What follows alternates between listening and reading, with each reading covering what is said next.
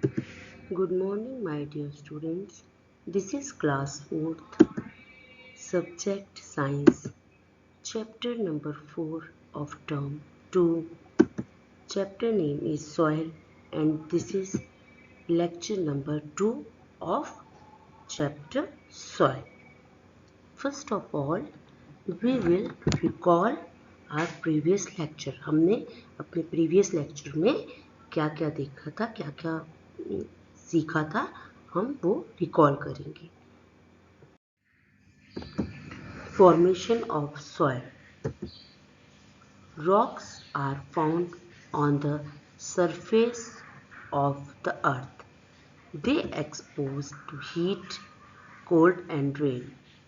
During the rocks expand because consist of sun, and during the night they contract. As a result, cracks develop in them. Rainwater seep tracks and after freezing get within, breaking rocks into smaller pieces. This process of breaking of rocks into smaller pieces is called weathering.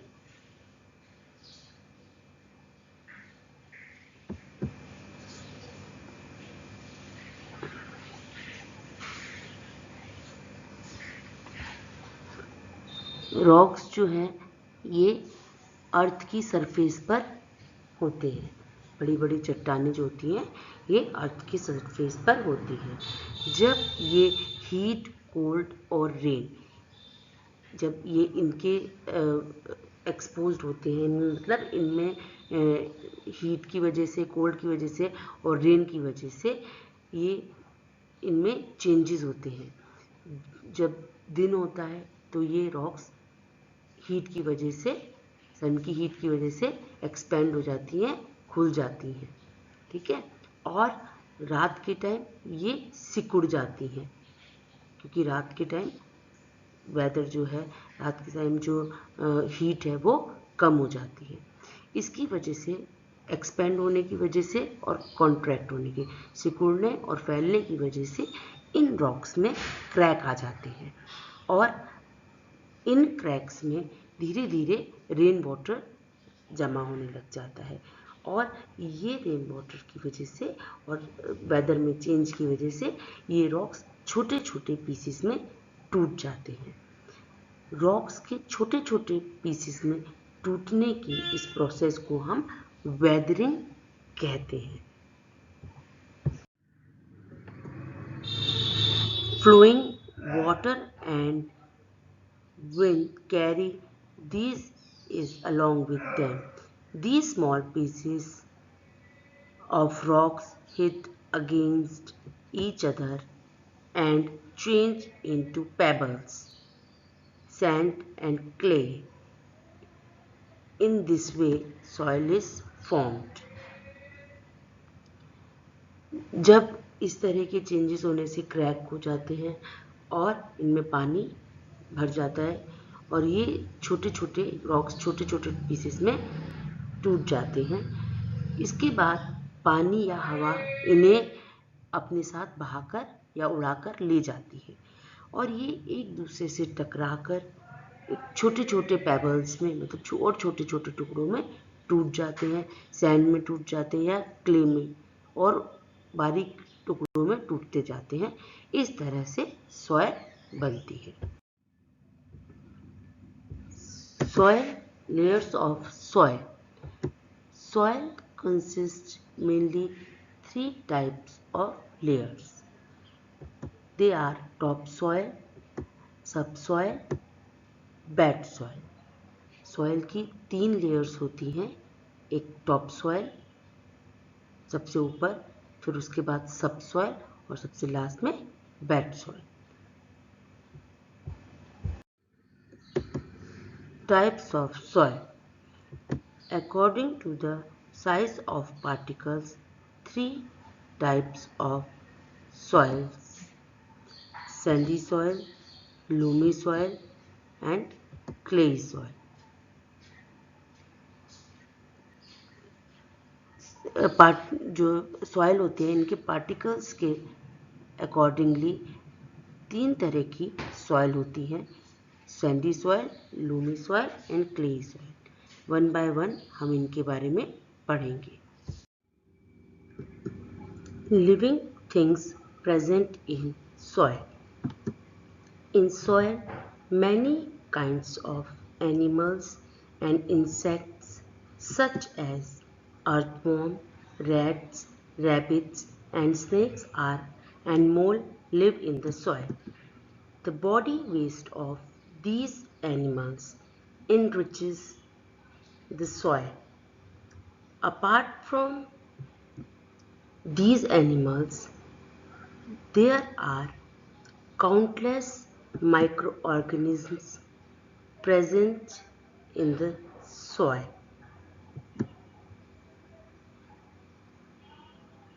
बहुत से छोटे छोटे micro organism means छोटे छोटे जीव और छोटे छोटे इंसेक्ट्स जो हैं वो भी सॉइल में होते हैं, जो हमें कई बार अगर हम अपनी आइज से देखें, आँखों से देखें तो वो हमें नहीं दिखते, लेकिन ये सॉइल में ही रहते हैं। और इसके अलावा कुछ एनिमल्स जैसे रैट, रैबिट, स्नेक, मोल ये अपने बिल जो है इसी सॉइल में बनाते हैं। और जो इन एनिमल्स का या इन इंसेक्ट्स का जो बॉडी वेस्ट होता है, मतलब जब वो डेड हो जाते हैं और वो इसी में दबे रह जाते हैं, तो उनके जो बॉडी वेस्ट है वो इस सॉइल को और भी ज़्यादा एनरिच करता है और भी ज़्यादा उपजाऊ बना देता है। और एक सॉइल के अंदर काउंटलेस, जिसे हम गिन भी नहीं सकते, इतने माइक्रो ऑर्गेनिज्म रहते हैं।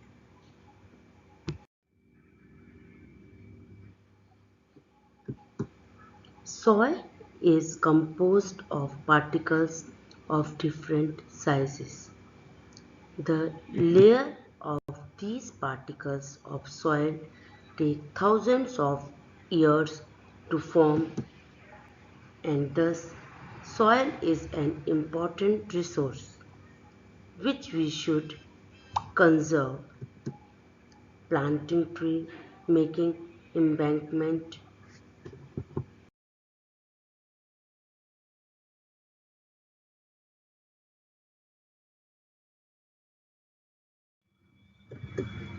soil and crop. The practice of growing plants or farming in a systematic manner is called agriculture.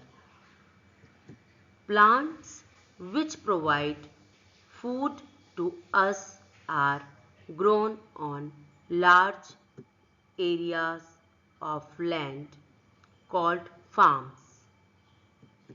These plants grown on a large scale in an area are called crops.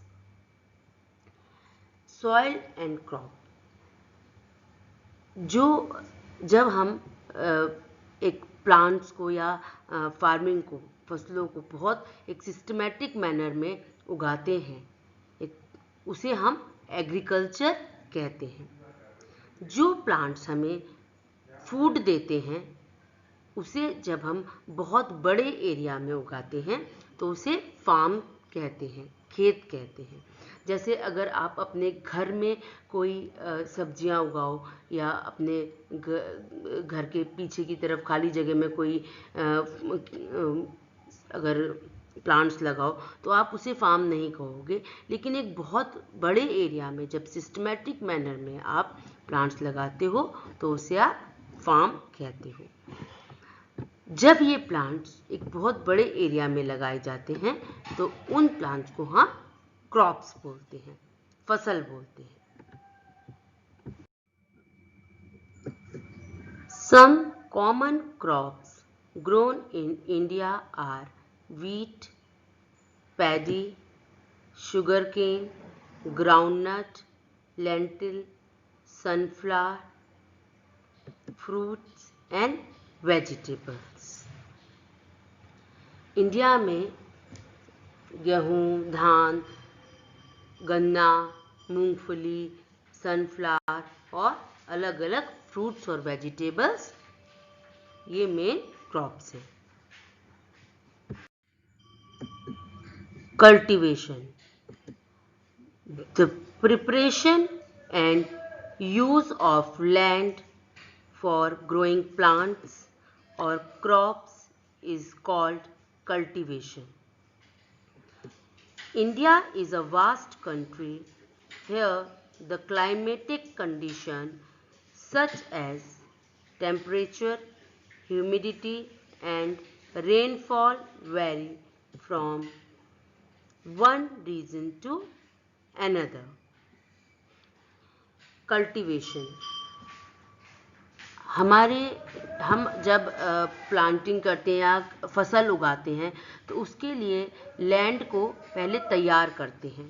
तो इस land को पूरी तरह से खेती के लिए तैयार करना, फसल के लिए तैयार करना, इसे हम कल्टीवेशन कहते हैं।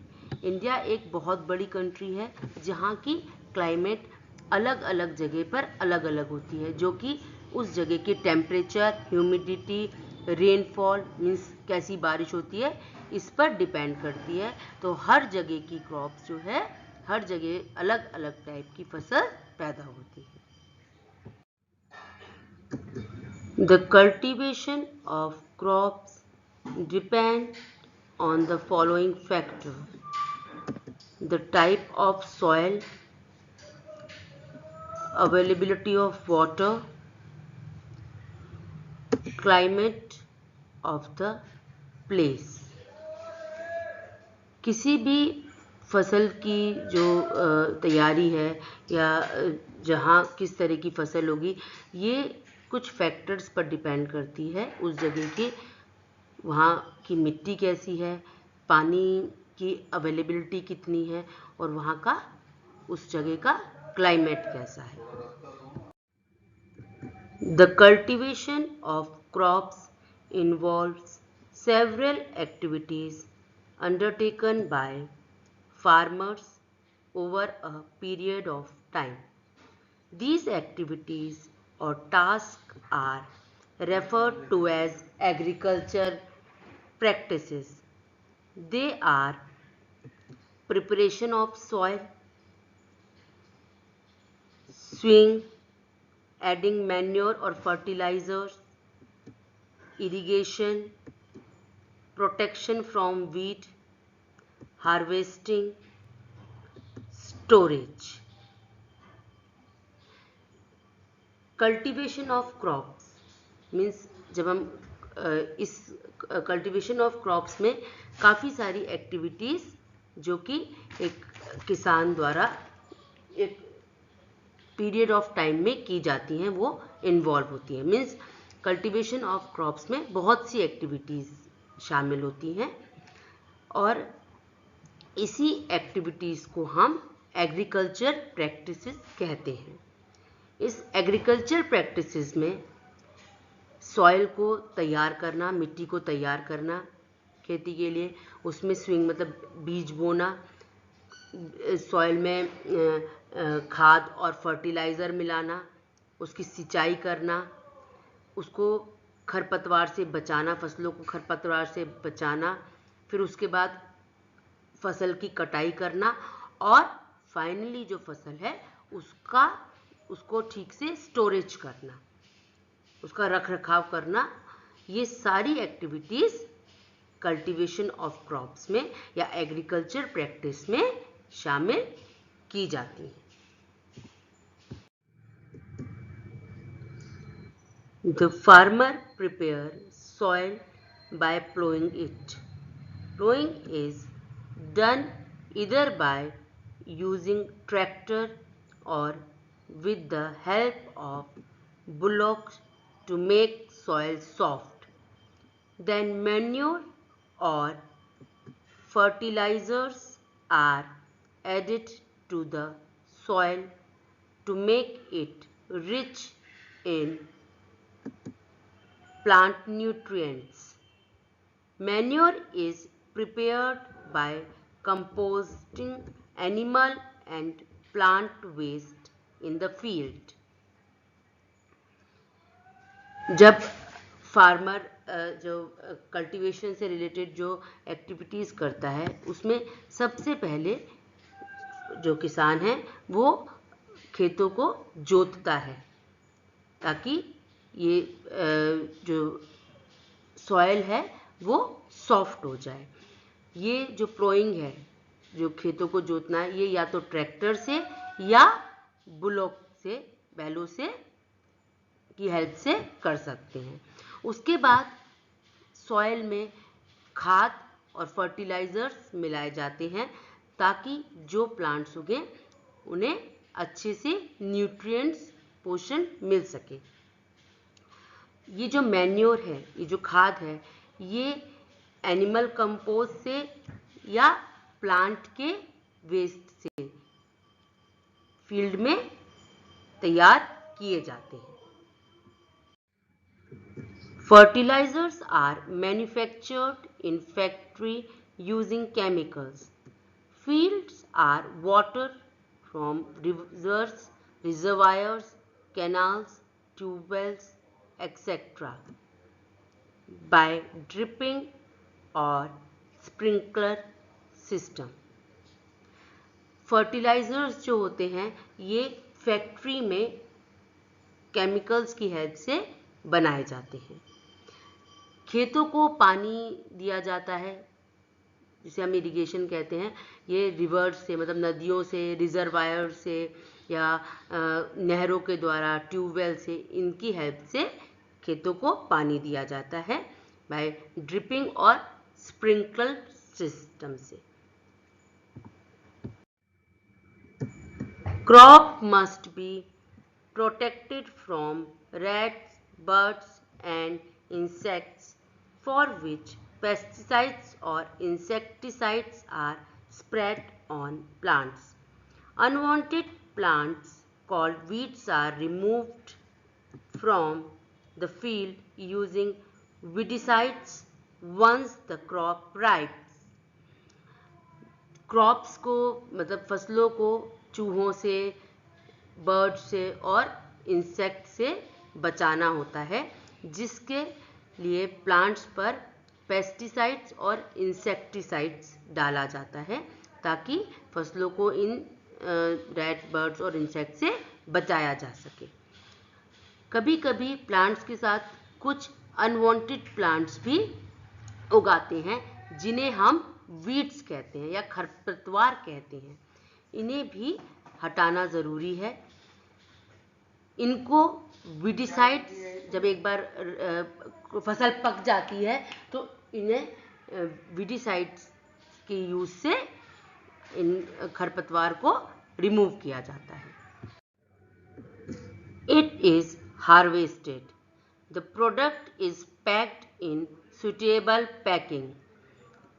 For example, of grains such as cereals and pulses are packed in the gunny bags. Foodstuff which gets spoiled easily, such as fruits and vegetables, are packed in cardboard boxes. After then, this foodstuff are sent to the godown for proper storage. जब ये फसलें पककर तैयार हो जाती हैं उसके बाद इनकी कटाई होती है। इसके बाद इनकी पैकिंग सूटेबल पैकिंग होती है। सूटेबल पैकिंग मीन्स जिस तरह की फसल है उसी तरह की इनकी पैकिंग की जाती है। जैसे ग्रेन्स हैं, लाइक सीरियल्स और पल्सेस, दालें वगैरह जो होती हैं, इन्हें गनी बैग्स में, बोरों में भरा जाता है। और कुछ फूड स्टफ जिनके खराब होने का डर हो जाता है, जो बहुत जल्दी से खराब हो जाते हैं, जैसे फ्रूट्स और वेजिटेबल्स, इन्हें कार्डबोर्ड बॉक्सेस में रखा जाता है। जब इन फूड स्टफ्स की पैकिंग हो जाती है तो इन्हें एक प्रॉपर स्टोरेज के लिए गोडाउन में भेज दिया जाता है। इस तरह से ये सारी चीज़ें जो हैं, सारे जो एक्टिविटीज़ हैं, ये सभी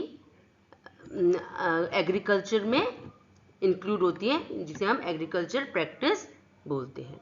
तो इस तरह से एक फसल को कैसे मिट्टी में पहले उसे सॉफ्ट किया जाता है, उसके बाद उसमें बीज बोते हैं, उसके बाद उसमें खाद और फर्टिलाइज़र्स मिलाते हैं, फिर इसे जब फसल पक जाती है तो इसे कैसे चूहों से, बर्ड से बचाया जाता है, फिर फसल की कटाई होती है और उसके बाद इन्हें बोरों में पैक करके एक प्रॉपर स्टोरेज के लिए भेज दिया जाता है।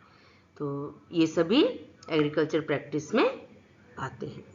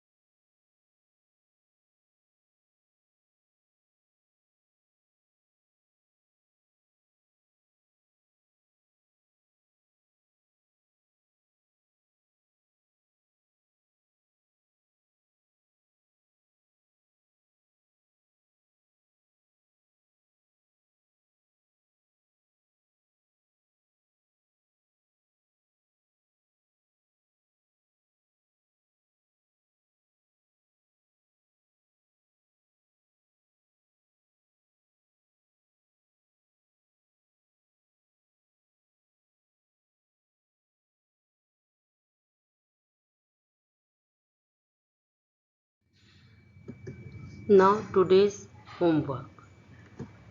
Answer the following question. Question number 4. What is cultivation? What are the factors responsible for growing crops? Answer: the preparation and use of land for growing plants or crop is called cultivation. The cultivation of crops depend on the following factors: the type of soil, availability of water, climate of the place. Cultivation क्या है और कौन कौन से factors एक crop के लिए responsible होते हैं। तो एक लैंड को प्लांट्स या क्रॉप्स के लिए तैयार करना, इसे हम कल्टीवेशन कहते हैं। और कल्टीवेशन जो है किसी क्रॉप का जो फसल कहाँ किस तरह की होगी, ये कुछ फैक्टर्स पर डिपेंड करता है कि उस जगह की सॉइल कैसी है, वाटर अवेलेबिलिटी कैसी है और उस जगह का क्लाइमेट कैसा है। Question number 5. What do you understand by agriculture practices? List any four? Answer: the cultivation of crops involves several activities undertaken by farmers over a period of time. These activities or tasks are referred to as agriculture practices. They are preparation of soil, sowing, adding manure or fertilizers, irrigation. Cultivation of crops में बहुत सी activities होती हैं जो एक farmers कुछ एक लंबे time period में करते हैं। इसे ही हम एग्रीकल्चर प्रैक्टिस कहते हैं, जिसमें यहाँ हमने 4 एक्टिविटीज़ लिखी हैं, जिसमें प्रिपरेशन ऑफ सॉइल है, स्विंग है, उसके बाद मिट्टी में मतलब सॉइल में मैन्योर और फर्टिलाइज़र मिलाना और इरिगेशन। ये कुछ एक्टिविटीज़ हैं जो एग्रीकल्चर प्रैक्टिस में शामिल हैं। इसे करने से पहले आपको ये चैप्टर एक बार दोबारा से रीड करना है, फिर आपको ये क्वेश्चन आंसर समझकर लिखने हैं। Goodbye for today, take care.